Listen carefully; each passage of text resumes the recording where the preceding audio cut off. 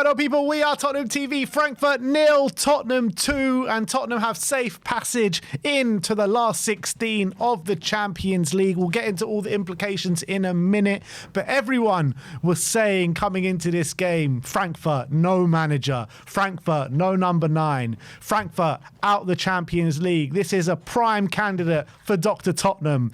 But apparently, Dr. Tottenham, they gave out the prescription today, but Frankfurt forgot to go pick it up before the game. They didn't go to the pharmacy. So what happened? Tottenham won the game. Big Dom Solanke coming on and settling it late on. Solanke loves a goal in Frankfurt, doesn't he? You know, last year scoring, this year scoring again. And you know what? I think it was a good performance from Tottenham by and large. We deserved it, and we were actually fantastic considering all the problems as well we've had with injuries and ineligibilities going into tonight. A bench full of kids, and how many combined appearances on that bench tonight? Not many, I would say, in football, let alone for Tottenham. So going into this game, it was going to take a lot of energy and everyone kind of pulling together as a team to get the job done. And you know what? Fair play to Tottenham, fair play to Thomas Frank. We got the job done tonight, and it was a really good win, a really positive performance. Going away in Europe is never easy, and the fact that we made it look so comfortable is credit to the team. And I thought there was some really good football on display today, albeit I think the main threats were, again,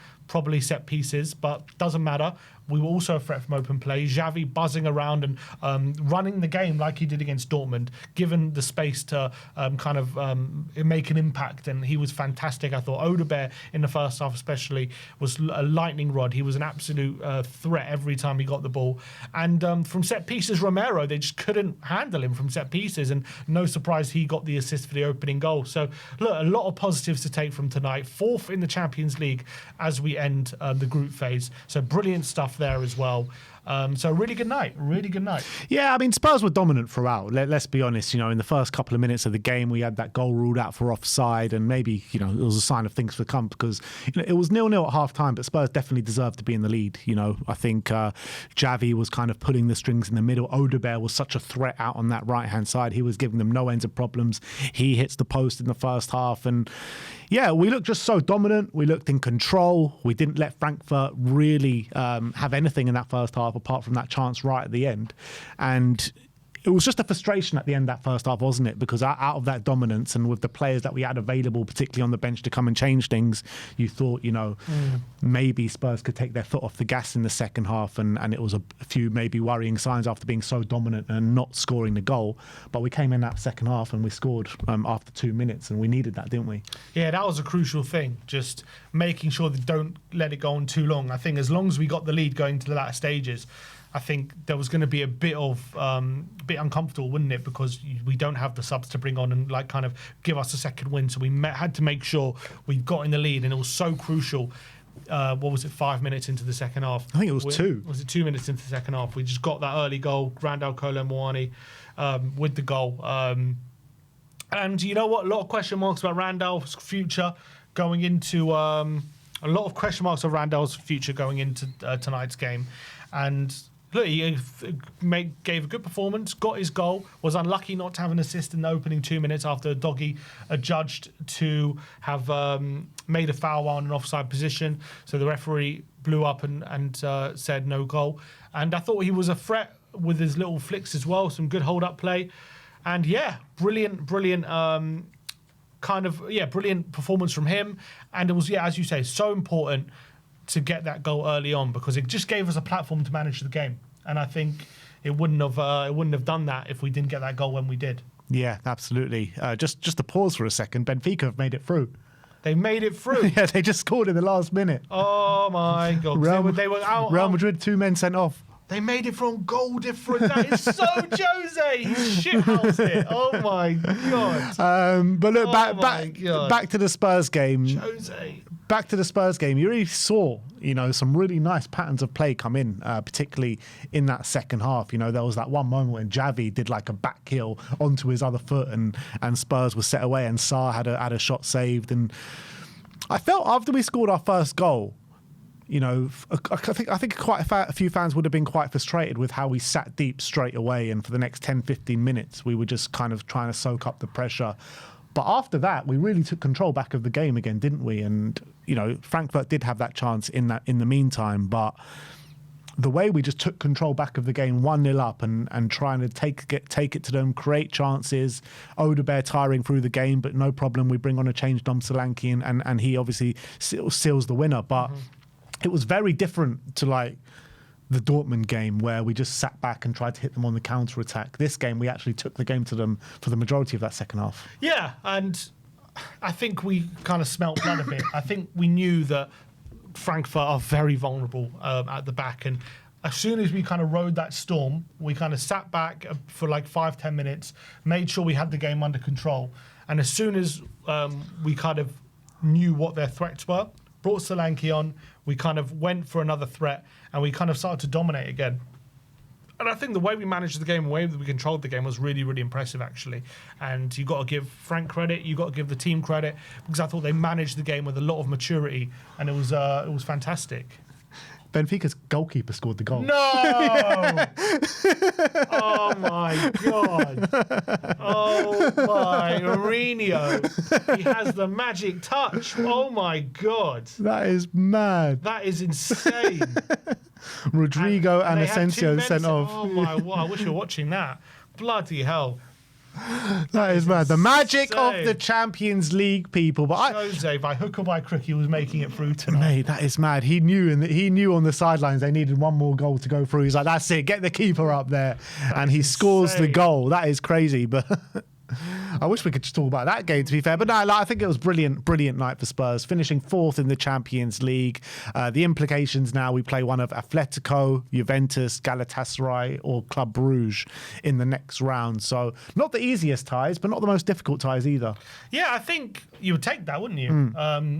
Given how we've been in the Premier League in terms of giving us a chance to maybe make it to the quarters and build some momentum in this competition, you probably take one of those.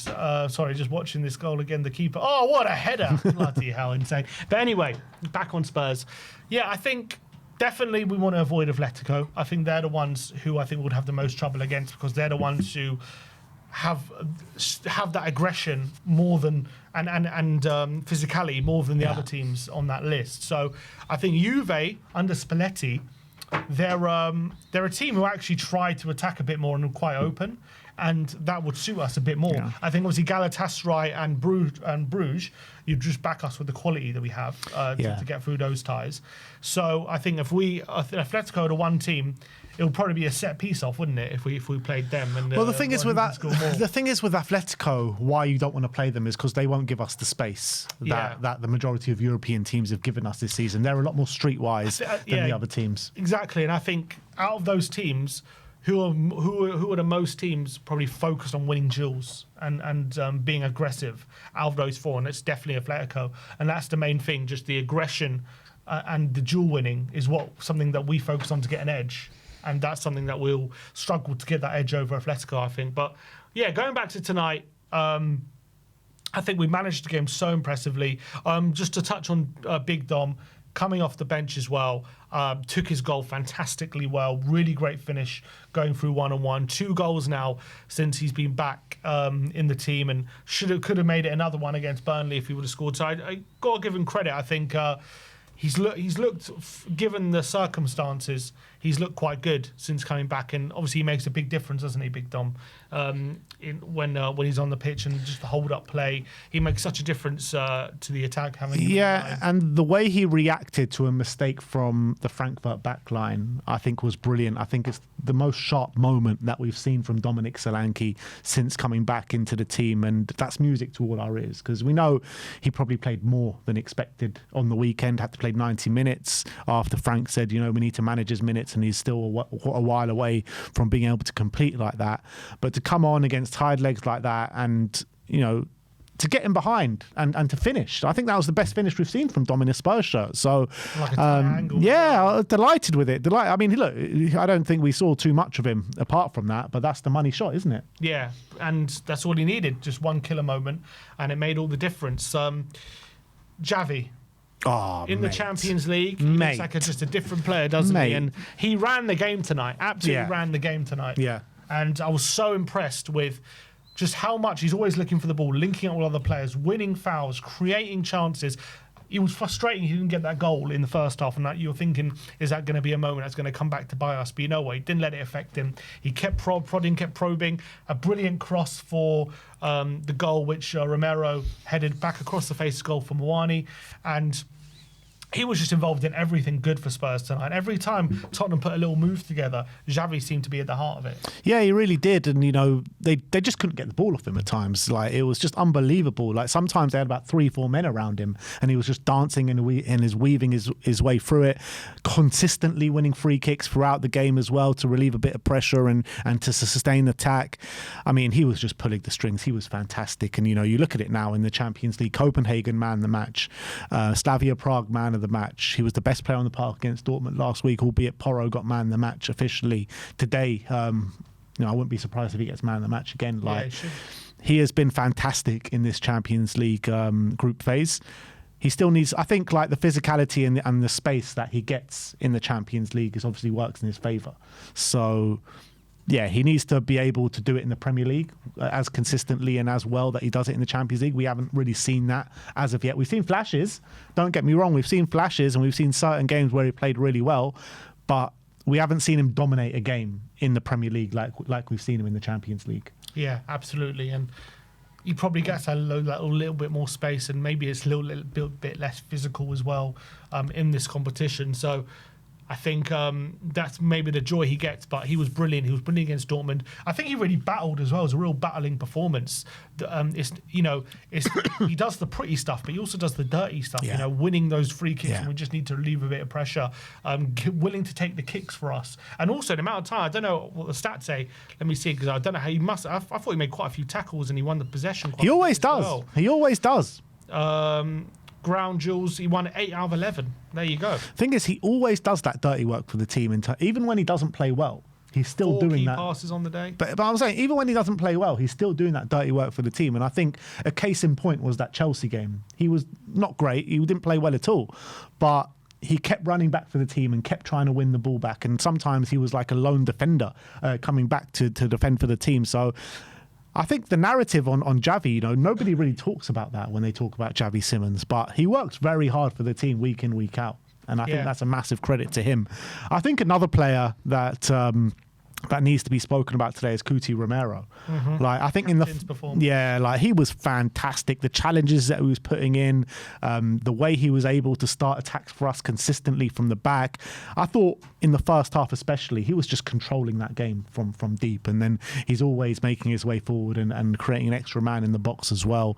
What a fantastic performance from him. 3 key passes for Romero for a centre-back. That just tells us. How many shots did he have today? Is that a shot and an assist? Shot, but obviously 1 big chance missed, it says. 1 big chance created. 4 out of 5 aerial duels won. So dominant in the air, 2 out of 2 ground duels. I thought he was absolutely phenomenal. I think Frankfurt just couldn't get in behind him. Every time it's a 1-on-1 duel, he's got on top of it. Anytime it's a header, he's got on top of it. I thought he did so much brilliant work in both boxes. And I think he really earned his money, apart from obviously the brilliant defensive work, was in the attacking set pieces. They just couldn't handle him. Every time we're lumping the ball towards him, he's breaking free at the back post, he's winning that first contact, and he's creating an opportunity. And I think he was unlucky in the first half not to have created something. And then second half, he gets the assist with a brilliant header across the face goal for Moani. And it's something that he's been doing more and more effectively over the last few weeks. Obviously, he's coming into this game off the back of 3 goals in 3 games, and now he's got an assist. That's 4 goal contributions in a row in 4 consecutive. You've got a goal contribution now in 4 consecutive games for a centre-back, and he is turning into one of the best attacking defenders in terms of in the opposition box. He's becoming such a threat, and it's brilliant to see. And off the back of before today, I think 7 goal contributions. So today 8 goal contributions now. Well on his way to double figures for a defender is phenomenal work. Yeah, absolutely. And Paulinho, I guess as well. I think Paulinho and Gray. I think both of them put in a real shift tonight. But Paulinho in centre back, in a position he's played a few times. 8 out of 9 ground duels won, and that goes to show how effective he was in that position. And I think he kind of didn't look out of place in that position, so that was really good from him. So I'm pretty happy with Paulinho. I think it was just a real dominant performance all round. Doggy at left back was really dominant at left back. Spence, I think, could be a bit better on the ball, but I think, he put in a good display in terms of his defensive ability and his ability not to get, breeze past or anything like that. We know his one-on-one defending is very good. I just want to see more from Spence in an attacking capacity. Yeah, I didn't see the best of him today. I thought Saab, by the way, back in the team. Very good performance. That was good as well. He looked more confident again, and that was really good to see because he's missed a lot of football and a lot of question marks about him, and that was good to see.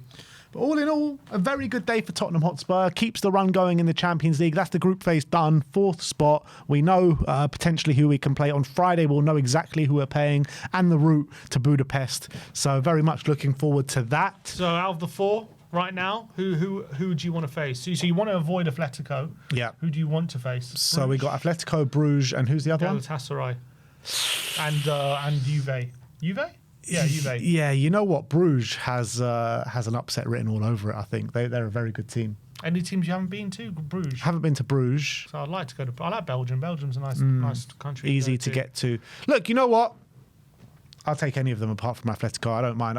I quite fancy the tie against Juventus, a bit of revenge for last time, because we deserve to win that tie. I thought it also has like the makings of like a big tie, big name, but they probably don't play like as good as they are. So kind of we'll get up for it like it's a big name, but actually we have a realistic chance of beating them as well. And also, there's a good point in the comments. Well, who will Colo be playing for in that tie if we play Juventus? Great question. Who will he be playing for? I think probably Juve at this point. But you know what? That's another question. Would he be cup tied if he was at Juventus? I don't think it's a thing anymore. It's not a thing. But in terms of Randall, has that changed anything?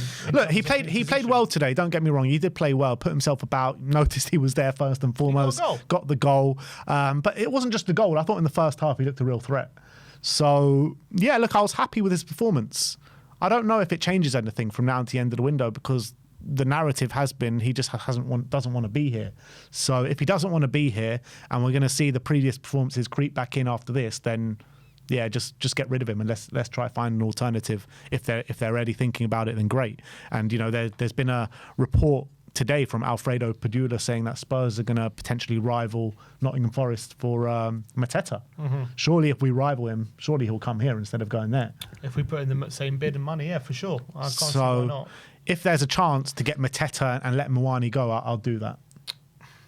But in terms of long term, is it a bit of a panic to get Mateta in with the potential problems, the money it's going to cost, his age? I feel like, yes, right now I'd rather Mateta than Mwani, but if it's a case of riding out with Mwani for 6 months and then getting someone who we really want in the summer, is that not maybe a better course of action, maybe? Potentially. It might be, but Mateta's a very good Premier League striker. He's shown that he can get consistent goals. True, I'm not saying he's a bad player, but I'm saying there's big problems potentially with injuries and stuff. Yeah, see, I don't know about these injuries thing. I haven't seen it anywhere about these injuries, so I don't know like how prevalent they are or how bad they are or how much of a situation they are. Like no one's talking about it. He has a knee, and he's got like a slight knee injury, which is minor apparently, but who knows how long it will be minor for. Well, I don't know. If I wouldn't trust our medical team to get that one right. And he seems to be missing very easy chances at the moment. Is it because he's not happy at Palace, or is it because this thing is affecting him? He's not at his sharpest. I don't know. Look, I think you're right. It could be worth it for the long term, waiting till the summer, and seeing what we can get. Maybe there's a good loan option for this season. There's talks about John Duran potentially being available for Fenerbahce. I'll take him on loan. John Duran's a top player. Yeah, it's just about his attitude. That's the problem.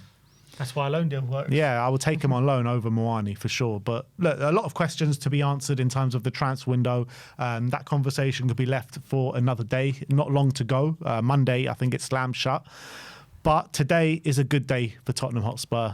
The prescription was left in the pharmacy. No one wanted to pick it up.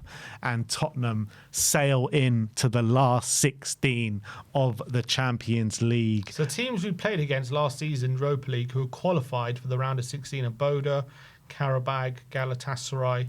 So 3 of them who we played last season's Champions League have qualified for the knockouts of the Champions League. Yeah, crazy. But I think as well, there's just more. This just proves even more like how strong the English teams are. Was it 4 out of the top 5 English teams? 5 of the top 8. 5 of the top 8 were English teams. We have, taken Dortmund and Frankfurt to the cleaners. You look at the way English teams have played Spanish teams so far in the Champions League this season. English teams have wiped the floor with the Spanish teams. English teams have wiped the floor with the German teams. English teams have wiped the floor with the Italian teams as well. So what you're saying is just avoid the English teams and we might win this thing. We might win this thing. Let's go to Budapest, people. Let's go to Budapest. But in terms of Thomas Frank, this change anything for you? He gets the next game. The next game. I think he was always getting City anyway. Yeah. It doesn't matter what happened tonight. Good performance. Again, very similar to what we've already seen. Obviously, less caveats like the Dortmund one in terms of great against Dortmund, but they were down to 10 men for all the game, and so you could say, did that help? Today, it wasn't that. We dominated the whole game, and we deserved it. And massive credit as well, given the injury crisis that we're in. He had 1 sub, essentially, to use, and he used it to perfection. Yeah. And he used it to a great timing, and we got the win. And it took he needed to get all the players using every ounce of energy they could to put in a performance like they did tonight. So I think fair play to him. Again, it doesn't change much. I think as long as the Premier League keeps going the way it is, it's hard to justify his position. But if we can put in more performances like we're seeing in the Champions League, that won't hurt. Yeah. Do you think it could be a case of how it was with Ange last season? Just as long as we're in the Champions League, you've got to stick with it. Yeah, I guess. I don't know if that was the case. I guess it was, but I guess that's how it panned out. But depends how bad. Because I think with Ange, if he wasn't in the Europa League, he would have been sacked. Yeah, probably. I mean, that's what logically, yeah. But again, because he got sacked after the final, right? Yeah, but I don't think he kept his job like in January because we're in Europa League. No, but maybe as the season progressed, as the season went on, the further we were getting in, it was like, okay, might as well keep with it, see if you can win it. Yeah. So, I guess to your point, I don't think right now the Champions League's keeping him in it. Let's say he's still in a job by the time we reach the round of 16 and we get through, then fine. Let's see how far he can get, kind of thing. Yeah. Okay. Well, that is the instant match reaction.